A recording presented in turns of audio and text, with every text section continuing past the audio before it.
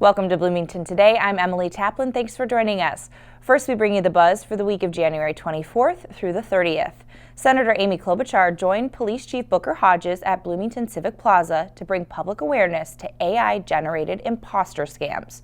They were aiming to bring attention to scams imitating loved ones' voices and trying to trick people into sending money for a supposed emergency.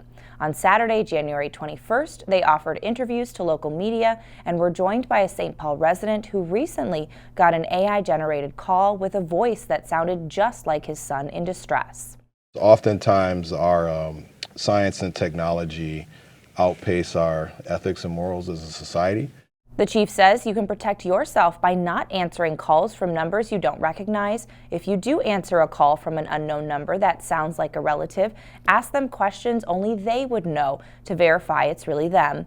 Don't supply information like birthdays or addresses. And third, if you do fall victim to one of these scams or suspect you're being scammed, call your local law enforcement. And to make sure that our laws are sophisticated as the people who are committing these scams and these frauds, we've got to make improvements because, you know, when a lot of our criminal laws were passed, AI didn't exist. So this means everything from making it easier for the Federal Trade Commission to get the information on what the scams are so they can give it. They find out there's something going on in Florida, they can give it to people in Bloomington. Then the second thing is make it easier for the national entities to take these cases on and assist local police with them. And that's something I'm drafting legislation to do that. New residents connect through the Welcome to Bloomington program. The first new resident meeting was held at Mall of America on Saturday, January 20th. New residents came to the city-hosted event to get to know each other and connect to city resources available to residents. I think it's good for people to find out how their municipality works, what's available, the things they can do, if they want to volunteer, if they have problems, who you call, and get a feel for what's going on so that you can be part of it and feel comfortable living in the community. I really enjoyed sitting down with other residents of Bloomington, getting to know them on a personal level and having that opportunity to have an icebreaker, a lot of opportunity to talk with each other. It was really exciting to see all of our similarities and be able to talk about our lived experiences, and some of us being here within the city of Bloomington for a long time, some of us being new here and just coming together to share our enthusiasm. You know, I was reaffirmed in some things. One, that we all have more in common than we often think we do, especially across culture and gender and age and all of those different things that oftentimes divide us.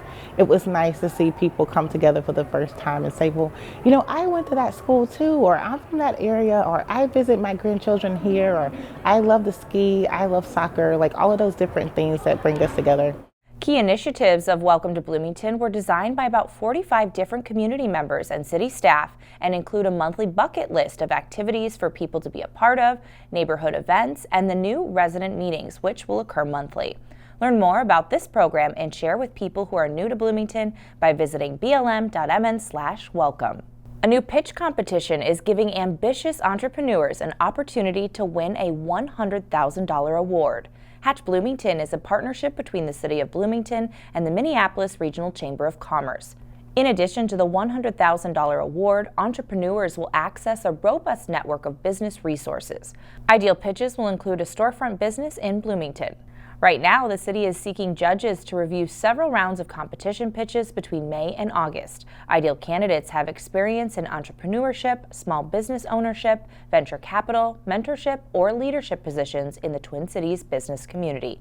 The deadline to apply is February 16th. Visit blm.mn/hatch for more info and to apply. Bloomington Public Health is offering a CPR and AED training class. The course covers the basic hands-only technique for chest compressions for adults, children, and infants, plus how to use an automated external defibrillator, or AED. The first available date is happening February 3rd at Creekside Community Center. Participants must be at least 13 years old. It's intended for individuals not seeking certification but want to learn basic life-saving tools. The course is available at no cost. Registration is required. To register for the February 3rd date or see other available dates, visit blm.mn/CPR or call the number on your screen. That is the buzz on Bloomington today for the week of January 24th through the 30th. If you would like to watch other stories from the show, go to this week's playlist. An upcoming fundraiser for the Bloomington Historical Society will give people the chance to see some unique quilts and learn about their rich history. Plus, a recap of the first ever Blades and Bites event with Bloomington Parks and Recreation. Thanks for watching.